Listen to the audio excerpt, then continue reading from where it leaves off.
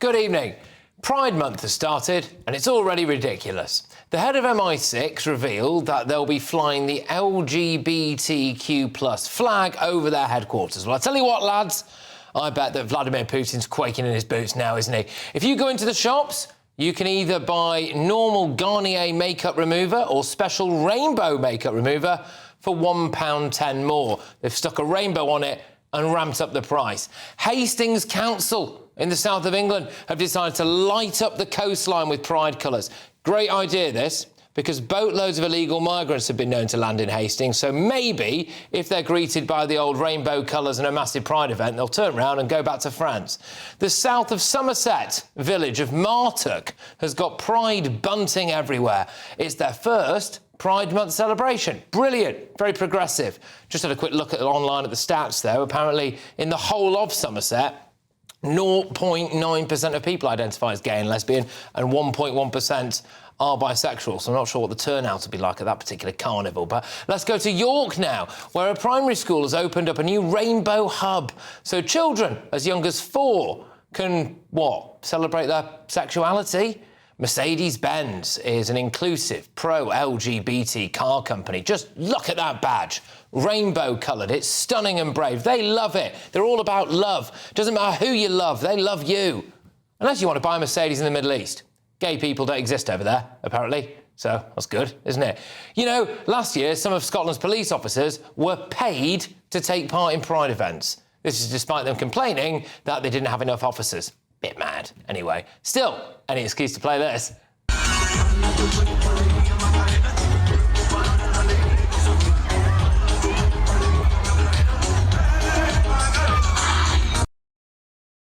Obviously, the House of Lords has climbed on board, those old duffers who tap in and claim their 360 quid before going on a taxpayer-subsidised boozy lunch and falling asleep and dribbling all over their own chins on the red benches. They're all about pride. The most ridiculous example I could find was actually outside of the UK, so it came from Canada. Air Canada has celebrated their... Now, I just need to make sure I get this right, OK? This is their first ever all -2 SLGBTQIA+ flight. What does that even mean? I don't know. Well, maybe you know, I certainly don't. Look, we basically just have one day to celebrate winning World War II. Why don't we have a working-class white boys month? I mean, they are the most disadvantaged group now. Look, homophobia exists, that's wrong. And historically, in Britain, gay people have faced discrimination, and that is wrong.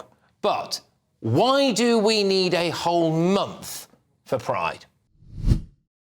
Using the internet without a VPN, a virtual private network, is a bit like taking to the road without car insurance. All it takes is one unlucky moment to cost you a lot of cash.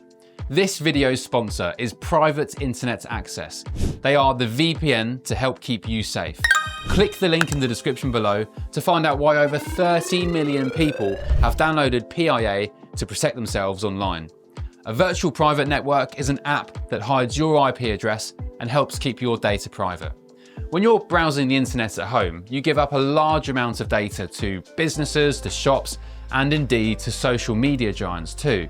Hackers have the ability to steal your personal data with ease, including sensitive information such as passwords, keystrokes, and even your personal photos.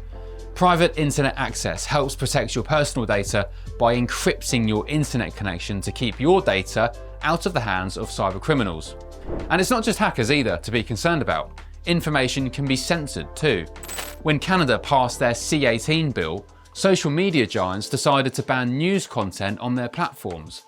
But PIA can protect your ability to consume the news and content you love. Private Internet Access is available for Windows users, Mac OS, Android, Linux, iOS, and you can use one PIA subscription to protect an unlimited amount of devices. And we've got a huge GB News discount for you too.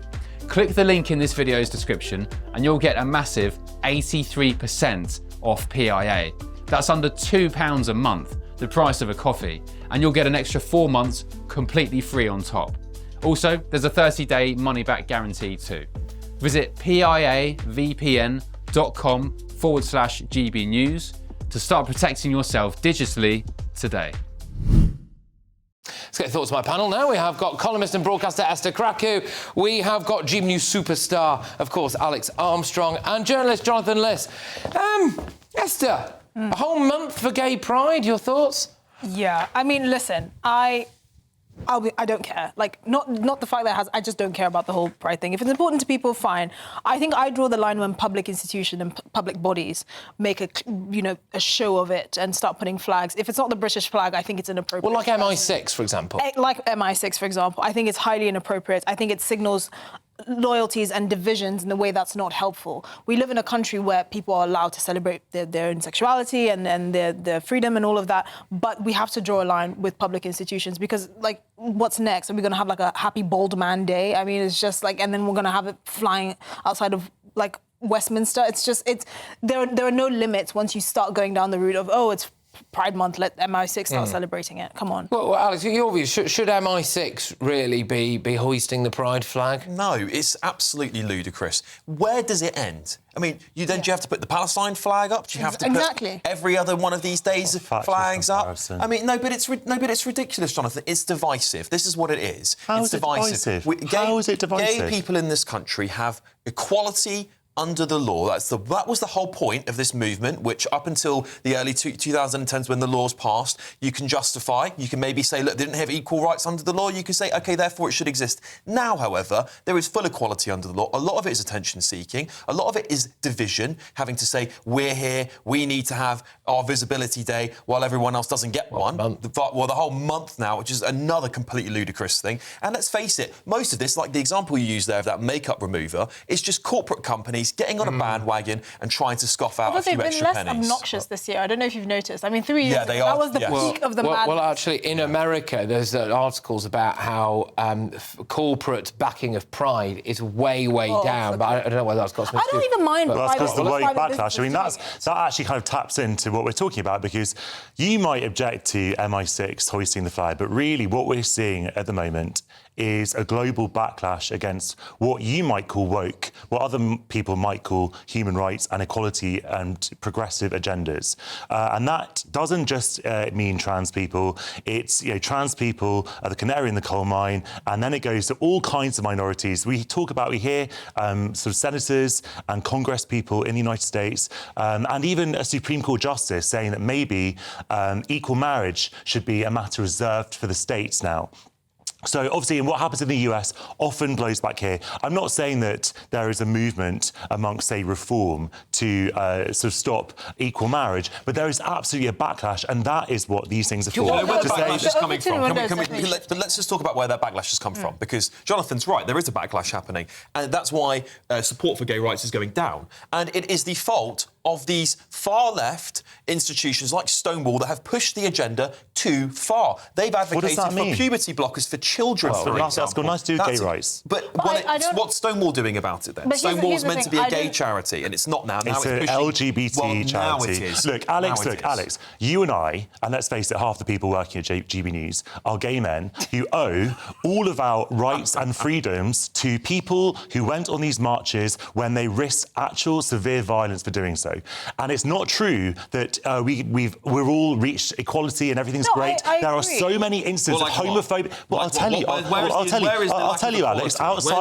Where are the rights you don't have that anyone else doesn't have? I'm about to tell you.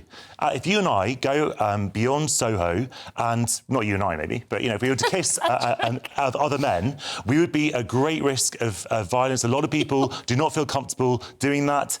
There are homophobic. It's not just about equality. It is about equality. It is about equality. Because a man and a woman... That is legal under the law, and you'll be protected by the police. It's not about the law, it's about society.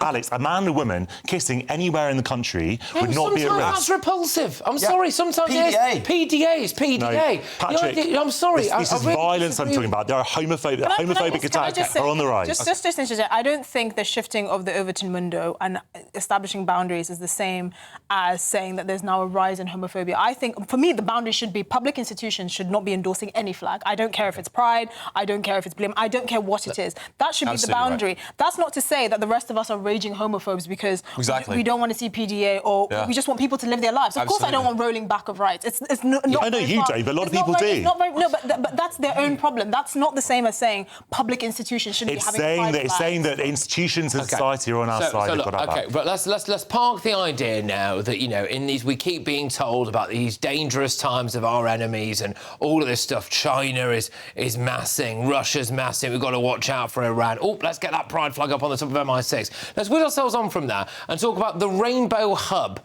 at a York-based primary school. So they have taken Pride Month and they've decided to do an event for, in part anyway, 4-year-olds to help celebrate Pride Month. Should that be happening? Of course not. Again, this is about boundaries. The Overton window shifting is not people saying we're now raging homophobes. They're saying what is appropriate in public life, and particularly for our children.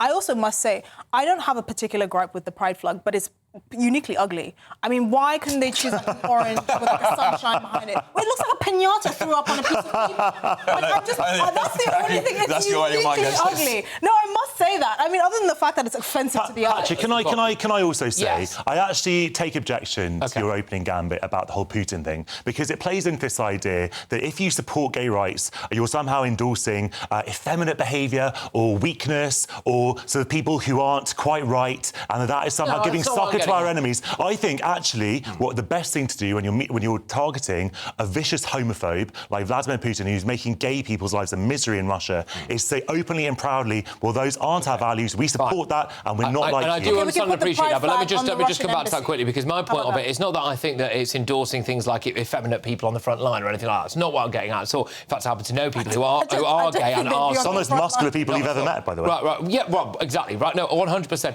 What I am saying is I wonder whether or not to our enemies it indicates that maybe we're getting obsessed with things like the wrong priorities at a time when that's all it is for me. But Alex, I'll just come back to you on that same one about the old primary school business. It is. This is what it goes back to, right? And during the 2000s, gay rights was being relatively accepted. People had got over the whole fear of it all and moved on. The public had moved on and just gone, do you know what? We don't really care anymore. It's the assimilation argument all over again, isn't it? Right? It's the assimilation argument. Do you want to be part of society, or do you want society to look at you and think you are different? Because that's exactly what things like this Rainbow Room are trying to do. It's trying to identify young gay people. Then maybe there'll be the trans agenda that comes in after. Go, maybe you need puberty blockers. That's why we're seeing a rise in children being given going to puberty clinics, gender clinics across the country. It's gone too far. I just don't believe that. I don't think that there is like a secret gay mafia or gay agenda that wants to turn everyone gay in nursery schools. You and I grew up under Section 28, which was a law that was designed to basically erase us or make our lives a misery, and sometimes both. And those days are long behind us. There are children who may turn out to be gay, and that's completely fine. And it's okay to introduce that topic to them. Then cross boundaries and then introduce children to things that are not appropriate. I do want to ask this. So per head of population in the UK,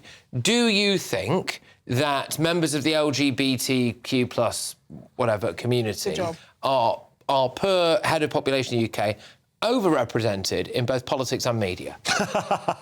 I mean, there are a lot of gay people in politics and media. So how can we simultaneously claim then that there is a huge barrier and still a suffering that they need to overcome in society, when they can be in the corridors of power, like to a larger extent than maybe the average numbers in population would suggest, and also have a huge role to play in the media? So they're influencing, I would argue, or have the capacity to influence. I'm not saying there's anything wrong with this, by the way, at all. I'm just saying I think it's a fact that people who happen to be gay or members of the LGBTQ plus community are very often in positions of power, both in politics and in positions of power in the media. Because that's not what we're arguing about. It's not. What's the struggle? What's the struggle? I already mentioned it a bit. This is not primarily about sort of discrimination in the workplace, like you might find with sort of racism in this country. That's not the main. I mean, it might happen that gay people are discriminated against sometimes, and trans people are certainly, and there are laws to combat that. This is about sort of freedom from hate. Homophobic attacks are on the rise. That's not about the law. That's about society. and that's one of the purposes of Pride. And also, a really important point is that while we might have won sort of legal rights in this country, around the world, homosexuality is still banned in many countries. And this is about solidarity with those people and to try and get gay rights for other people. Well, that's where they should start then. Frankly, things like Pride do the exact opposite to what Jonathan thinks they do. It turns people off. What I see when I see some of those Pride events is fetishes being displayed on street, men running naked around thinking that's acceptable when there are children walking around. It doesn't show anything good about the gay community. It stereotypes them, and there'll be millions of gay men, thousands of them watching tonight who'll go, actually, I don't want that representing me in this country. Well, unfortunately, that's how it is. Also, look, I just want to make it clear. I mean, I hope it was pretty clear. I just want to make it. I've not got a problem with the idea that there's a gay pride ceremonies or anything like that at all. I'm not some kind of rampant homophobe. I am just saying that I just wonder why we've got a whole month dedicated to it. Like, do we need a month? I don't know. Anyway. Well, it's not a month of daily pride march. Well, it basically is. It kind of is. It kind of is, actually. Patrick is absolutely right. Just say, Patrick, you are not homophobic. Everyone who works with you knows that. Just in case anyone was wondering. Thank you very much. Hopefully, that shines through. Anyway, right.